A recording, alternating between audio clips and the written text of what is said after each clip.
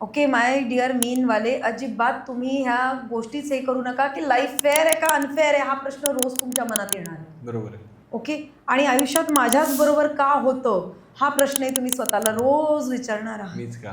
तुम्हाला पैसेही मिळतील, फायनान्ससाठी इतकं वाईट राहणार नाही आहे, पण संधी कुठली घ्यायची ह्याच्यामध्ये कन्फ्युजनची स्टेट ऑफ माइंड राहणार आहे. परत फायनान्सेस येणार आहेत आजचं काम उद्यावर, उद्याचं काम परवावर. म्हणजे प्रोकास्टिनेशन नाही केलं तर तुम्हाला पैसे मिळणार आहेत, नाही तर पैसे मिळण्यासाठी अजून डिले होणार आहे. परत यावर्षी या लोकांना घर आणि वाहन घेण्याची संधी भरपूर येणार आहेत.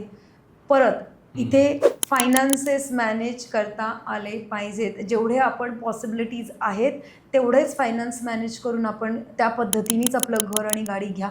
ओके. कुठल्याही पद्धतीच्या अनएथिकल ॲक्टिव्हिटीजमध्ये इन्वॉल्ड होऊ नका. ओके. कारण शनीच्या या फेजमध्ये तुम्हाला अनएथिकल ॲक्टिव्हिटीज, तशी मीनची लोकं फार कमी असतात, पण जर राहू स्ट्रॉंग असेल तर ही लोकं तेवढ्या पद्धतीने करतात, कारण हुशार असतात मीन राशीची लोकं. पण जर तुमच्या पत्रिकेत तुमचा राहू स्ट्रॉंग असेल तर अनएथिकल गोष्टी सहज करून जातात, म्हणजे सेकंड थॉट पण येत नाही.